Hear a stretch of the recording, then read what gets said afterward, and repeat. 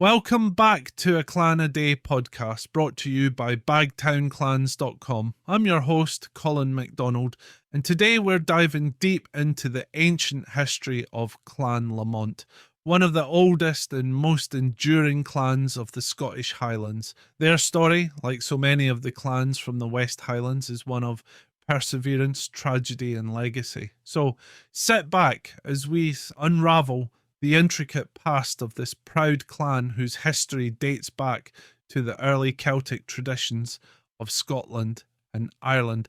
The Lamonts trace their origins to an ancient Gaelic lineage that likely descends from the royal house of O'Neill, the kings of Ulster. The hand on their crest is believed to be the Red Hand of Ulster, symbolizing this deep connection to their Irish roots. It is said that the clan's founder, Laumanus, gave the clan its name around the 13th century.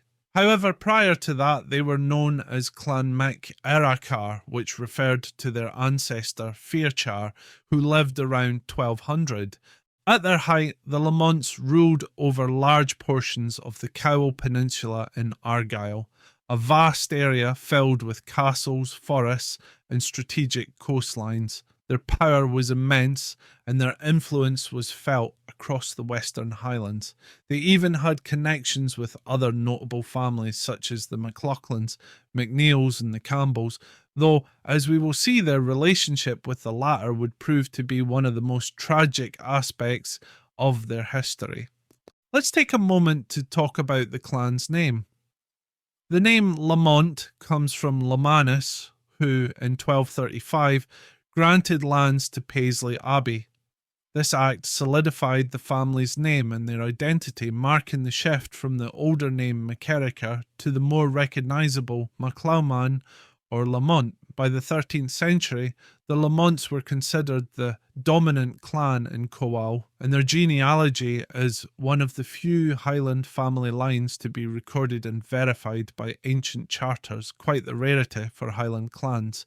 Despite their power, the Lamonts, like many Highland clans, faced centuries of struggle, particularly against the rising influence of the Campbells. The Campbells, who had been granted lands in Cowal by the Stuart kings in the 14th century, began encroaching on Lamont territory. This sparked a feud that would last for centuries, culminating in one of the most brutal massacres in Scottish history. In 1646, during the Wars of the Three Kingdoms, the Lamonts found themselves on the losing side of a brutal conflict. Sir James Lamont, the clan chief at the time, had initially sided with the Royalists under King Charles I. However, after a series of defeats, he surrendered to the Campbells, who promised him and his clansmen safe passage.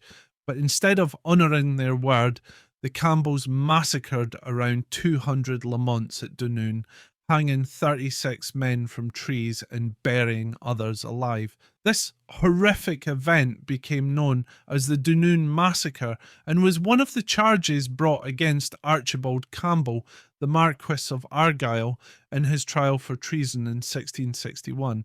Despite this devastating loss, the Lamonts survived. Sir James Lamont, although imprisoned for several years, was eventually released, and his descendants continued to play a role in Scottish society, though their power in Cowal was greatly diminished. The massacre led many Lamonts to scatter across Scotland, with some adopting new surnames like Brown, Black, and White to avoid further persecution. One of the most heartwarming stories in the clan's history highlights the Highland tradition of hospitality. In the early 1600s, a young Lamont accidentally killed the son of the MacGregor chief in a hunting accident. Fleeing in fear, the young Lamont sought refuge at the very house of the MacGregor chief, unaware that he had slain his host's son. The MacGregor chief, bound by the sacred Highland code of hospitality, sheltered the young man even after learning of his son's death. Years later, when the tables were turned and the MacGregor chief was on the run, Sir James Lamont welcomed him into his home, repaying the debt of kindness with loyalty and protection.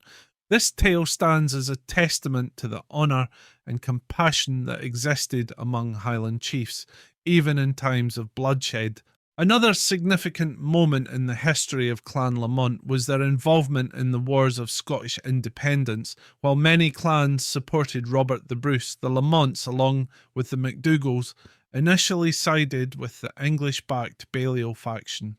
As a result, they suffered under Bruce's rule once he emerged victorious. Their lands were gradually taken over by the Campbells, who further cemented their dominance in Coal. Even though the Lamonts never regained the same level of power, they continued to contribute to Scotland's history. In 1563, the Lamont chief, Sir John Lamont, welcomed Mary, Queen of Scots, to Torwood Castle, where she dined during one of her royal tours.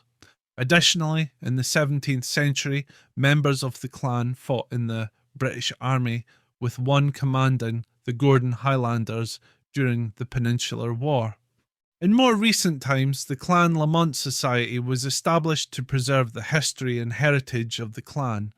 One of the society's most important achievements was the erection of a memorial at Dunoon in 1906 to honour the Lamonts who perished in the 1646 massacre. The Lamont Shield is awarded annually at the Cowal Highland Gathering to the best juvenile solo piper, ensuring that the clan's legacy continues to live on through Scottish culture and music. Today, the clan's chief is Reverend Father Peter Noel Lamont, a Roman Catholic priest living in Australia, symbolising the global diaspora of this once dominant Highland clan. The Lamont name, though now scattered across the globe, remains a proud reminder of a people whose resilience, honour and history are deeply woven into the fabric of Scotland. Thank you for joining us today as we explored the history of Clan Lamont. Be sure to tune in tomorrow for another episode of a Clan a Day podcast where we continue our journey through Scotland's rich clan heritage. I'm your host, Colin MacDonald, and until next time, Slán Tamhath.